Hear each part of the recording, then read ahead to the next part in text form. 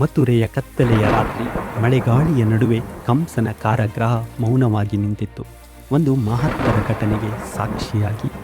ತೀಕ್ಷ್ಣ ಕಲ್ಲಿನ ಗೋಡೆಯ ನಡುವೆ ಒದ್ದೆಯಾದ ಕಾರಾಗೃಹದ ದಾರಿಯಲ್ಲಿ ನಿಶಬ್ದತೆಯೇ ಹರಡಿತ್ತು. ಸಂಕೋಲೆಗಳಲ್ಲಿ ಕಟ್ಟಲ್ಪಟ್ಟ ವಾಸುದೇವ ಅವನ ಅಸಹಾಯಕತೆಯ ಮೌನವನ್ನು ಜಗತ್ತಿಗೆ ಹೇಳುತ್ತಿತ್ತು. ದೇವಕಿಯ ಕಣ್ಣೀರಿನಲ್ಲಿ ನೋವು, ಭಯ, ತಾಯ್ತನ ಎಲ್ಲ ಭಾವಗಳು ಒಂದಾಗಿ ಹೊಳೆಯುತ್ತಿದ್ದವು.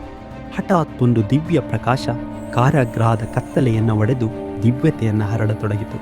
ಆ ಪ್ರಕಾಶದ ಮಧ್ಯದಿಂದ ಚತುರ್ಭುಜಧಾರಿ ಶ್ರೀ ಮಹಾವಿಷ್ಣು ದರ್ಶನ ನೀಡಿದರು. ಶಂಖಚಕ್ರ ಗದಾಪದ್ಮಗಳಿಂದ ಕಂಗೊಳಿಸುವ ದಿವ್ಯ ರೂಪ.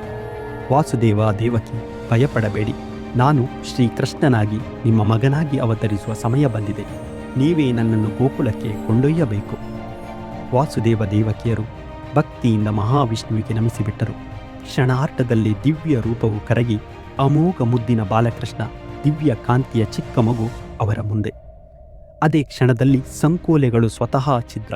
ಕಾರಾಗೃಹದ ಬಾಗಿಲು ತೆರೆಯಿತು. ದೈವಿಕ ಶಕ್ತಿ ಮಾರ್ಗ ಸಜ್ಜು ಮಾಡಿತು. ವಾಸುದೇವ ತಮ್ಮ ಕೈಯಲ್ಲಿ ಶಿಶುವನ್ನು ಎತ್ತಿಕೊಂಡರು. ಹೃದಯದಲ್ಲಿ ಹೊಣೆಗಾರಿಕೆ, ಕಣ್ಣಿನಲ್ಲಿ ಭಕ್ತಿ. ಕೃಷ್ಣನ ಮುಖದಲ್ಲಿ ಮಾಯೆಯ ನಗು, ಲೋಕವನ್ನೇ ಬೆಳಗಿಸುವ ಶಾಂತ ತೇಜಸ್ಸು.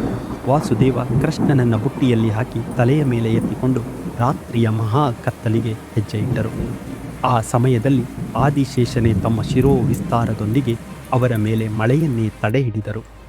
ಶೇಷನ ಪ್ರತಿ ಹೊಳೆಯುವ ಗಣ ಮಳೆಯನ್ನೇ ತಡೆಯುವ ಯೋಗ ಶಕ್ತಿಯಿಂದ ಕಂಗೊಳಿಸುತ್ತಿತ್ತು. ಯಮುನಾ ಪ್ರಳಯೋದಕದಂತೆ ಹರಿಯುತ್ತಿದ್ದಳು. ಅಲೆಗಳು ಗರ್ಜಿಸುತ್ತಾ ಆಕಾಶದ ಮಿಂಚಿಗೆ ಉತ್ತರಿಸುತ್ತಿದ್ದವು. ವಾಸುದೇವ ಯಮುನಾ ತೀರಕ್ಕೆ ತಲುಪಿದರು. ಅವರ ಮುಂದೆ ಹರಿಯುತ್ತಿದ್ದದ್ದು ಭಯಾನಕ ಪ್ರವಾಹ. ಆ ಕ್ಷಣದಲ್ಲಿ ಯಮುನಾ ಮಧ್ಯ ಒಡೆದು ದಿವ್ಯ ಪಥಕ್ಕೆ ಮಾರ್ಗ ಮಾಡಿತು.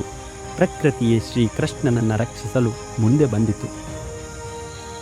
ಗೋಕುಲ ಚಂದ್ರನ ಬೆಳಕಿನಲ್ಲಿ ಮೃದು ಶಾಂತತೆಯಲ್ಲಿದ್ದ ಗ್ರಾಮ. ಗೋಮಾತೆಗಳು ಮಲಗಿದ್ದವು. ತೈಲದ ದೀಪಗಳು ಮಂದವಾಗಿ ಹೊತ್ತಿದ್ದವು. ಯಶೋದೆಯ ಮನೆಯ ಹೊರಗೆ ಮೌನ ಹಾಗೂ ಮಂಗಳದ ಕಂಪನ ಹರಡಿತು. ವಾಸುದೇವ ನಿಧಾನವಾಗಿ ಹೆಜ್ಜೆಗಟ್ಟೆಯ ಶಾಂತತೆಯಲ್ಲಿ ಆ ಮನೆಯ ಕಡೆ ನಡೆದು ಬಂದರು. ಯಶೋದೆಯ ಮಮತೆಯ ನಿದ್ರೆಯಲ್ಲಿದ್ದಳು. ಪಕ್ಕದಲ್ಲಿದ್ದ ಹೆಣ್ಣು ಶಿಶು ಮೃದುವಾಗಿ ಉಸಿರಾಡುತ್ತಿತ್ತು. ಮನೆಯೊಳಗೆ ದೀಪದ ಕಿರಣಗಳು ಮಮತೆಯನ್ನು ಹರಡುತ್ತಿದ್ದವು. ವಾಸುದೇವ ನಿಶಬ್ದವಾಗಿ ಕೃಷ್ಣನನ್ನ ಮೃದುವಾಗಿ ಮಲಗಿಸಿ ಹೆಣ್ಣು ಮಗುವನ್ನು ತಮ್ಮ ಕೈಯಲ್ಲೆತ್ತಿಕೊಂಡರು. ಕಣ್ಣಿನಲ್ಲಿ ನೋವಿನ ಭಕ್ತಿ, ಕರ್ತವ್ಯದ ಬಲ. ಕೃಷ್ಣನನ್ನು ಸುರಕ್ಷಿತವಾಗಿ ಒಪ್ಪಿಸಿ ಮಣ್ಣಿನ ದಾರಿಯನ್ನು ದಾಟುತ್ತಾ ವಾಸುದೇವ ಪುನಃ ಮಥುರೆಯತ್ತ ಹೊರಟರು. ರಾತ್ರಿಯ ಮೌನದಲ್ಲಿ ಅವರ ಭಕ್ತಿ, ಅವರ ಕರ್ತವ್ಯ, ದೈವೀಕತೆಯ ಹೊಸ ಅಧ್ಯಾಯಕ್ಕೆ ದಾರಿ ಮಾಡಿತು.